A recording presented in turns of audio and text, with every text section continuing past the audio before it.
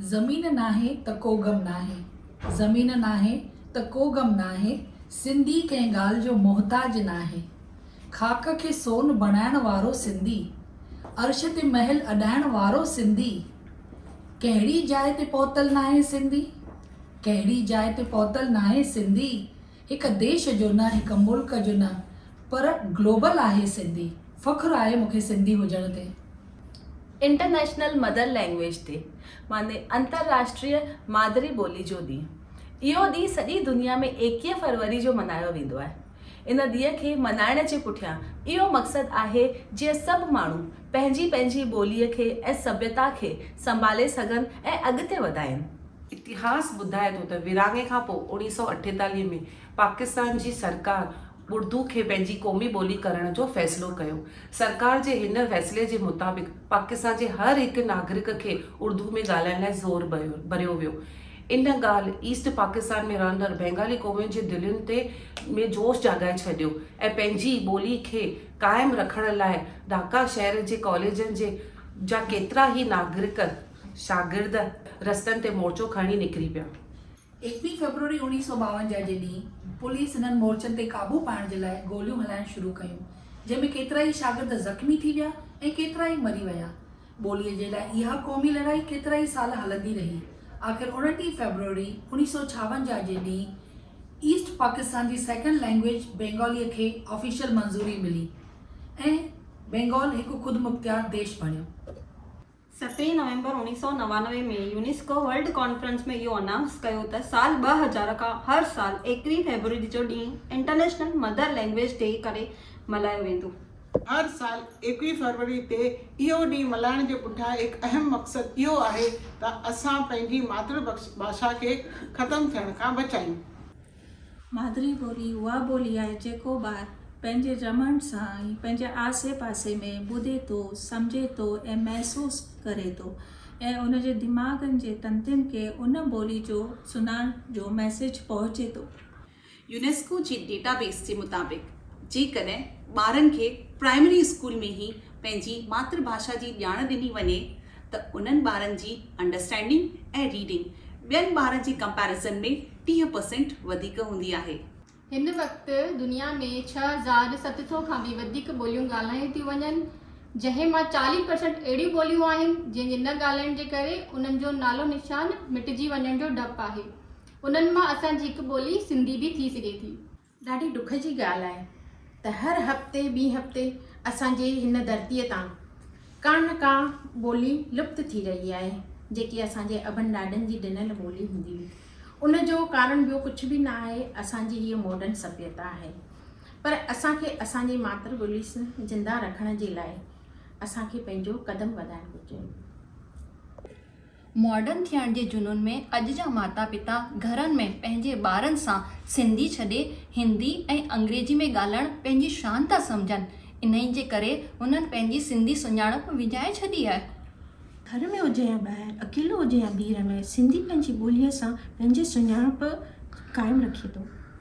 मिठड़ी ॿोली सिंधी अॼु असां खां असांजी जान जी कुर्बानी नथी घुरे, हू घुरे थी फ़क़ति पंहिंजी सलामती।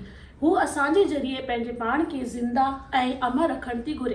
अचो त हिन साल 21 फरवरी मातृभाषा जे ॾींहुं असां पंहिंजे पाण सां इहो वादो कयूं त घर में ऐं ॿाहिरि वॾनि सां ऐं नंढनि सां, परावनि सां ऐं पंहिंजनि सां असां सिंधीअ में ई ॻाल्हाईंदासीं, छो त असां चाहियूं था त असांजी ॿोली क़ाइमु रहे, अमर रहे।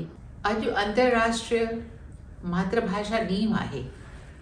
हेतिरियूं सॼियूं सभिनी जूं ॻाल्हियूं ॿुधण खां पोइ सभिनी जे मन में हिकु सुवाल त उथे ई थो न, त आख़िर छा करियूं, कीअं करियूं, पंहिंजे ॿोलीअ खे कीअं बचायूं, कीअं वधायूं। इन जे लाइ ज़रूरी आहे पहिरियों तरीक़ो सभई माइट, सभई माउरो जेके हिते प्रेज़ेंट आहिनि उहे बि पंहिंजे घर में पंहिंजे ॿारनि सां सिंधीअ में ॻाल्हाइनि।